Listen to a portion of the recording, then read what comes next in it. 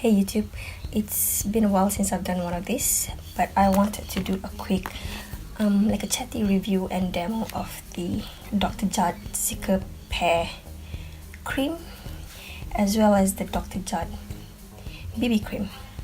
I've been using this for the past, I think it's been 3 months since I've been using this, and I thought it'd be worth it to show you a demo and a quick review on both of these products together. Now, first up is the Dr. Jart Cicapair cream. Now, the reason that I bought this in the first place was because during the summer I had this awful rash came up, like you can see bits of it still, like remnants of it on top of my forehead. I don't know whether it's because of my pregnancy or because it was really hot that summer. It just suddenly blew up that one day, and then it started to get really red, and it kind of left like a bit of a scar, a melanin scar, but I'm hoping, fingers crossed, that that's just because of the pregnancy and it'll go away once the baby is here. When the rash did blow up suddenly, I thought I'd give the Dr. Jart Cicapair cream a try. When I first heard about this, I think it was targeted as more like a color correcting cream, but I don't know whether it's the one in the tube or the one in the pot, but I didn't really feel there was a difference between the two of them, the pot and the tube. But if there is, please let me know in the comment section down below.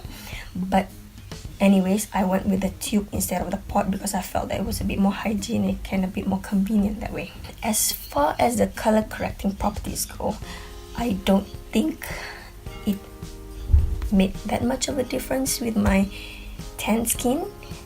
You can't really see if it helps reduce the redness. Maybe it did, I don't know. I couldn't see it with my naked eyes anyways. But it is a really moisturizing cream, so it did help in a way with my rashes, and it helped soothe it and calmed it a bit down. So I think because it was that moisturizing, it helped with everything.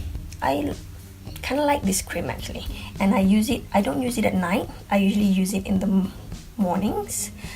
I tend to use this in the mornings, and when I use this, I tend to skip my serum when I use this because it is that moisturizing. So it is a fairly good cream, fairly good moisturizer, and it helps when you have sensitive skin. I've prepped my skin with the Missha First Treatment Essence, and I've also put some eye cream, and this is what it looks like. It has a bit of a greenish tint to it, but I don't think it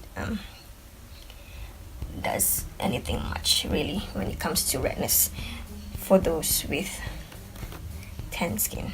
Because it is moisturizing, I don't really put that much of it, but I tend to focus on the dry areas, which in my case is my forehead.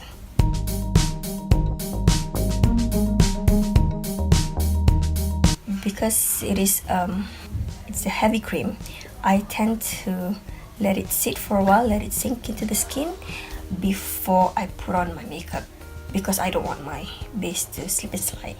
Okay, I'm back.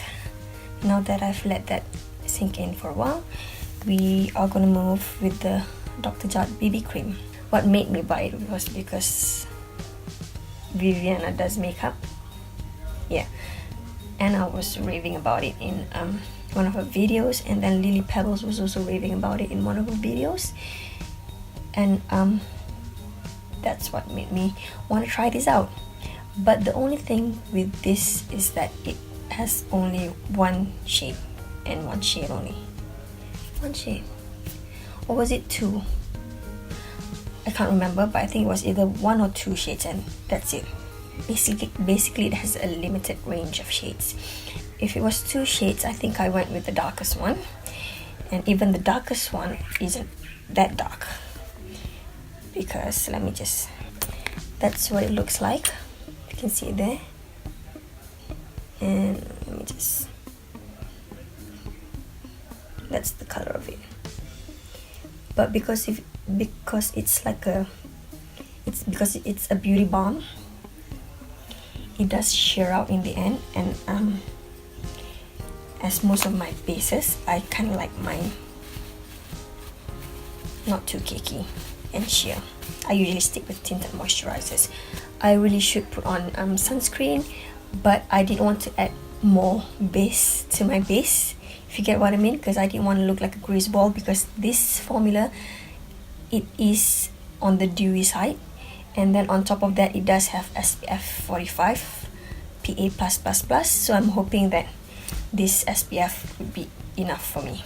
Another thing to note is that this claims to be whitening and anti-wrinkle. I'm not too sure about the anti-wrinkle, but with the whitening, it's not really whitening, but it does leave a bit of a grey cast. I tend to put this more on my cheeks,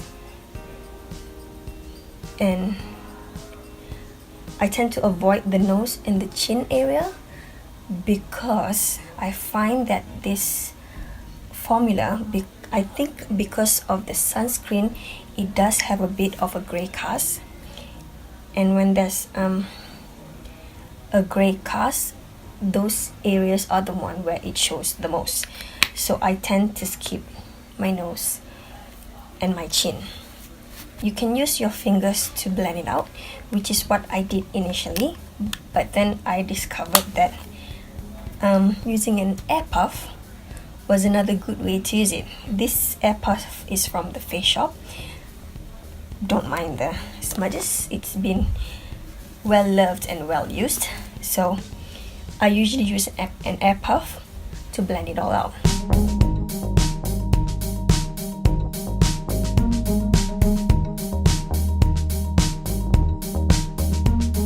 Yeah, so that's one layer of the Dr. Jart BB cream on my face, blended out with an air puff.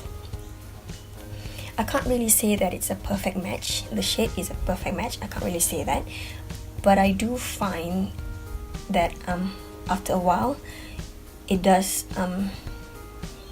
blend. After it sits on the skin for a while, it does blend a little bit better into your skin. So initially it does look as if you've got a white mask on because of the sunscreen, I believe, the grey overcast, but like I said, after a while it settles into the skin and it does look natural.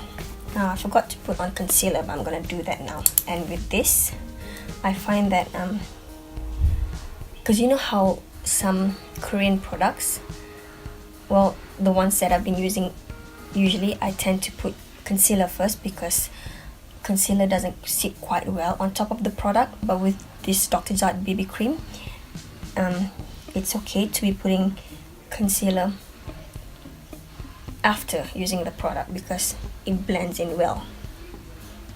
So I'm just gonna put in my Maybelline Age Rewind concealer, which is forever my favorite, and I need to repurchase it.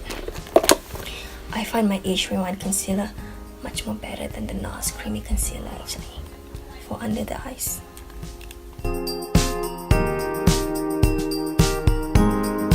So yeah, that's it. That's my base using the Dr. Jart BB cream, which, to be honest, apart from the color match, I really like it. If you prefer your base to be dewy, moisturizing, then this is a good one for you to try.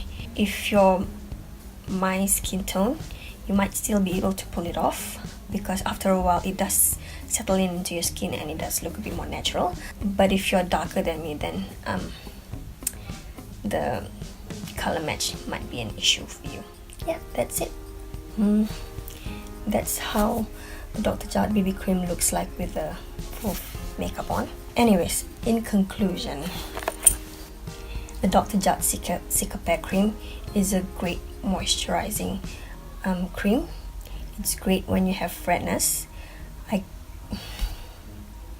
can't really say it's great when you have redness for my skin, but maybe it is great for when you have redness if you're fairer than me. But it did help repair my skin when it was really sensitive in that part of the area, my forehead area.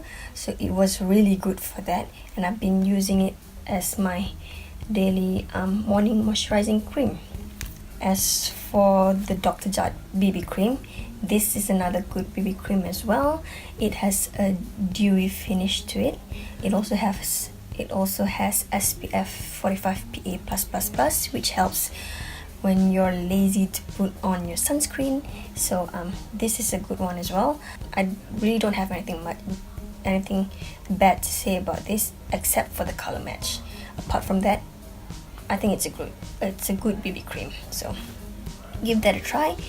If you have the same skin tone as mine, you can pull it off actually. So if you have the same skin tone as mine, this is still workable. So yeah, that's it for my review and demo of the two Dr. Jart products. I hope you guys find it useful, and I'll see you guys in the next one. Bye.